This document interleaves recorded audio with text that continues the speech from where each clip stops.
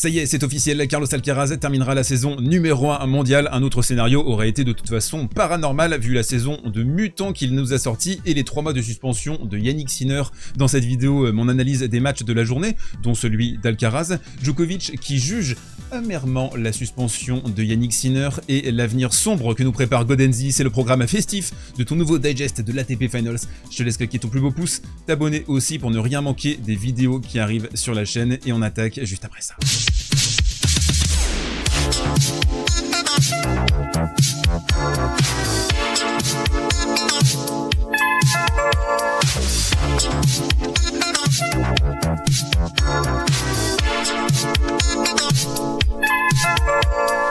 Allez, on attaque ce côté réseau express, mes bébous des îles, avec l'interview surprenante accordée par Novak Djokovic à Piers Morgan. Surprenante pour 2 raisons. La première, vous la voyez juste à ma droite, Piers Morgan avait traité Novak de monumental lors de l'épisode de l'Open d'Australie 2022. Et puis la deuxième raison, c'est que Piers Morgan, c'est un polémiste inconséquent, idiot utile du courant qu'il est censé représenter, et qu'une personne comme ça, qui s'exprime sur une quantité de sujets qu'il ne maîtrise absolument pas, qu'une personne comme ça ait autant de notoriété, je trouve que ça dit beaucoup de l'époque dans laquelle on vit, une époque perdue et sans boussole, et on a vu la différence, l'écart d'intellect entre Novak Djokovic et Piers Morgan. Mais en même temps, qui est surpris? On va utiliser 2 petits extraits, on va les commenter d'ailleurs sur cette interview. On n'a rien appris de fondamental. Novak a répété certains éléments qu'il avait déjà déployés il y a quelques semaines, quelques mois maintenant, mais il a parlé de cette fameuse finale de Roland Garros et il a kiffé, il a adoré. Il est d'abord parti au restaurant, il voulait pas trop regarder ce match, et puis finalement son fils, qui est un grand fan de tennis, qui veut devenir d'ailleurs joueur de tennis quand il sera plus grand,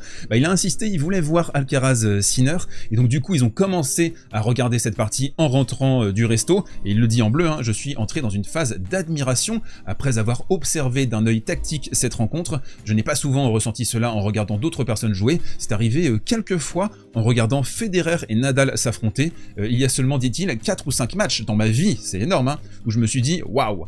Et celui-ci en fait partie, c'était un niveau de tennis astronomique. Je vous rassure, on va pas critiquer du tout l'avis de Djokovic sur ce match, et d'ailleurs je trouve que plus le temps passe, plus les semaines et les mois avancent, plus ce match bénéficie d'une aura. C'est en train de monter, c'est en train de grimper, et c'est assez rare dans notre époque où les choses s'affadissent, disparaissent au bout de 2-3 jours. Là, je trouve que ce match, on sent bien que c'est un match qui va être immortel. L'autre prise de parole très honnête, très sincère de Novak Djokovic, elle concerne la situation de Jannik Sinner, et combien de citations tronquées j'ai vues sur les réseaux sociaux pour faire passer Novak Djokovic pour ce qu'il n'est pas, et pour ce qu'il n'a pas dit. Ça c'est terrible, sur les réseaux, on va couper juste quelques petits éléments, et on va faire passer quelqu'un pour ce qu'il n'est pas. Alors nous, on va regarder la citation en entier. Franchement, dit-il, j'étais sous le choc. Je pense qu'il ne l'a pas fait exprès, mais la façon dont toute cette affaire a été gérée est tellement suspecte. Le manque de transparence, dit-il, l'incohérence, le fait que la suspension survienne entre les tournois du Grand Chelem. On rappelle, c'est arrivé entre l'Open d'Australie et Roland Garros. Il a manqué aucun tournoi du Grand Chelem. D'ailleurs, il fait 4 finales sur les tournois du Grand Chelem cette saison. Et ça, c'est vraiment très bizarre, selon Novak. Je n'apprécie vraiment pas la façon dont cette affaire a été gérée. Djokovic qui rappelle dans cet entretien qu'il s'est entraîné dans l'académie Riccardo Piatti avec Jannik Sinner quand celui-ci était adolescent. C'était un adolescent très concentré sur son sujet. Il le dit, il est évidemment responsable de cette situation. Ce sont les règles. On est responsable quand ce genre de choses arrive. Alors quand on voit quelqu'un se faire suspendre des années pour une faute très similaire, voire identique, lui il est suspendu 3 mois à titre provisoire ou je ne sais quoi, ce n'est pas juste. Djokovic souligne néanmoins l'empathie et la compassion qu'il a pu ressentir pour Jannik Sinner. Je pense qu'il a su gérer la tempête médiatique avec beaucoup de sang-froid, de maturité, dit-il, et je l'en félicite. Malgré tout cela, il continue de dominer et de jouer des tournois du Grand Chelem incroyables qu'il remporte. Perso, je suis assez aligné avec cette prise de parole de Novak Djokovic, et vous, qu'en pensez-vous dans les commentaires? Deuxième et dernière info de ce côté réseau, les mots de Andrea Godenzi, le patron de l'ATP, dans une conférence de presse accordée lors de ce ATP Finals à Turin, et vous allez le voir, il nous prépare un calendrier, le frérot. Ces dernières années, dit-il, nous avons réduit le nombre de tournois ATP 250 de 38 à 29 avec l'arrivée du nouveau Masters 1000 en Arabie Saoudite dans 3 ans. L'objectif est de les réduire encore davantage. Ils sont importants certes, mais il y en a beaucoup trop. Alors si vous aimez les petits tournois, si vous adorez les 250, sachez que Andrea Godenzi, il nous prépare un circuit avec que des Masters 1000, que des gros tournois sur 2 semaines. Les petits tournois, on les éjecte, il faut du premium, du premium, du premium, et je pense qu'on va arriver tout doucement d'ici quelques années vers un circuit fermé.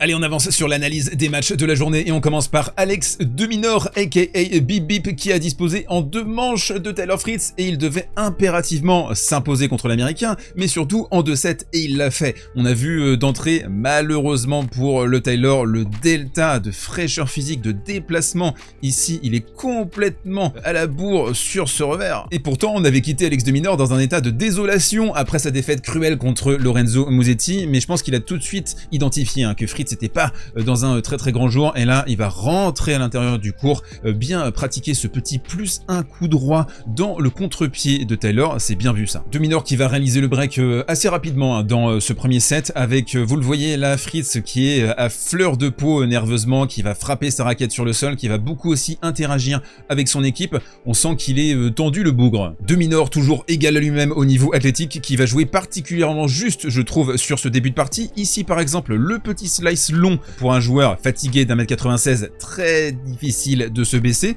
et un deuxième slice court, limite une petite amortie pour forcer Fritz à une course vers l'avant où il n'est pas vraiment à l'aise. De Minaur néanmoins qui va se faire briquer quelques instants plus tard. Pourquoi? Parce que la première n'est pas assez régulière, moins 50% de première balle, et tu t'exposes au retour derrière la seconde de Taylor Fritz qui, on le rappelle, c'était déjà la stratégie contre Carlos Alcaraz, mais c'est la stratégie systématique de ce joueur. Il campe sur sa ligne, il agresse et il extrait des fautes directes. On avance, on se retrouve dans le tie-break de la première manche et De Minaur qui va continuer son agression, et surtout c'est très prégnant sur le début de ce tie-break, il va trouver une longueur phénoménale et du coup on a un Taylor, la mobilité c'est pas top, il est fatigué, on sent les reprises d'appui, les changements de direction sont très compliqués, et donc faut jouer avec des balles dans les chevilles et ça va sortir ça en longueur. De manière intelligente et méthodique, Bip Bip qui va continuer ce pressing à la culotte, ce marquage à la culotte de Taylor Fritz avec beaucoup de longueur, beaucoup d'agression. Ici il va suivre au filet, c'est pas parfait, l'attaque n'est pas parfaite, mais il va extraire encore une faute directe en coup droit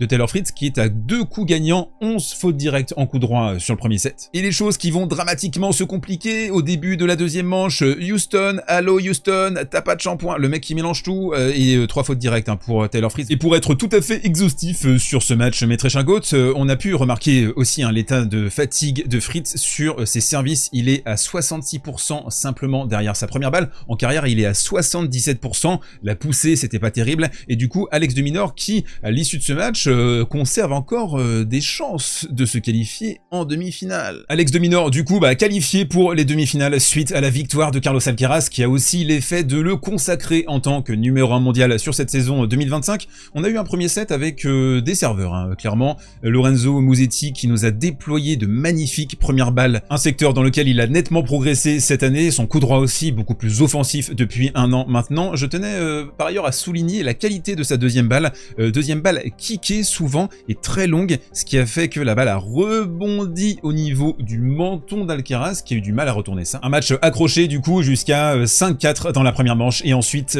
Carlos Alcaraz, c'est comme le ketchup, tu le secoues et il y a tout qui arrive d'un coup. Et voilà, je tenais vraiment à noter, on parle souvent des qualités offensives de Carlos Alcaraz, de sa créativité, de son petit jeu, de son toucher, ok très bien, mais ce qui compte parfois dans son arsenal, c'est son appétit défensif, ce sont ses transitions défense-attaque, sa main en position défensive, sa lucidité de tous les instants, et même s'il va perdre ce point sur la palette précédente, cette défense nadalienne, le fait de devoir forcer son jeu pour réussir un coup gagnant, on a vu les coups gagnants d'ailleurs, c'est Carlos Alcaraz qui faisait bien plus le jeu que Lorenzo Musetti, une défense supplémentaire qui va te faire forcer et tu vas réussir à extraire une faute directe et le set. Alcaraz qui pourrait être fier de la détermination qu'il a montré sur ces 3 matchs de poule, sa concentration, c'était Carlos Concentraz sur ces matchs de poule, un petit peu à l'image de l'US Open, même si je pense que son niveau de jeu était encore supérieur à l'US Open par rapport à ses 3 premiers matchs, mais il peut encore monter en puissance. Ici, la petite mimine deliciosa. Je parlais de la défense, je parlais des transitions, je parlais surtout d'un rythme depuis le début de la rencontre, un service aussi qui a nettement répondu présent. Bah, en fait, ça, c'est une intensité à un moment donné. C'est trop difficile de la tenir et on a vu Musetti craquer dans les grandes largeurs hein, sur ce 4e jeu avec une amortie battue. Toutefois, nonobstant, le prodige espagnol aura 2 balles de débreak à écarter dans cette position et puis bah, il va envoyer 2 sacoches. En première, avec l'un de ses services fétiches qu'il adore, notamment sur gazon, vous le savez, le service au corps en plein dans le buffet pour te déboîter et Carlos Alcaraz qui va remporter cette partie 6-4, 6-1 de façon aisée. Et on se termine comme d'habitude avec le coin prono sponsorisé par les Winamax de Winami. Vous avez un lien dans la description qui vous rembourse jusqu'à 100 € en cash immédiatement sur votre premier pari, sur votre toute première fois. Vous avez également le code SV10 actif pour 10 € supplémentaires. L'offre elle est pour les adultes simplement. Alors on a Yannick Sinner contre Ben Shelton. J'ai peur d'une gigantesque démontada sur cette rencontre. Il s'était joué à Paris-Nanterre et on avait vu ce qui s'était passé entre les deux, le QI tennis de Shelton et surtout son intolérance au rallye passé 2, 3, 4 frappes. J'ai très peur hein, du 2-7 pour Yannick Sinner, même s'il n'a pas été tout à fait transcendant, je trouve, sur son jeu du fond de cours contre Sacha Zverev qui lui a donné rendez-vous en finale de cette ATP Finals. Avant ça, il faudra battre Félix Auger-Aliassime qui n'a pas été forcément transcendant hein, contre Ben Shelton. Physiquement, ça peut commencer à tirer aussi hein, cette histoire. On l'avait vu dans le doute avec son mollet gauche face à Sinner sur le premier match. J'ai envie de voir une victoire hein, de Sacha Zverev sur cette rencontre en 3 manches. Donnez-moi vos pronostics avisés dans les commentaires sur ces 2 rencontres et vous savez quoi, on se retrouve demain soir vers 23h, 23h30 pour en parler. D'ici là, portez-vous bien, prenez soin de vous et mangez des pois chiches.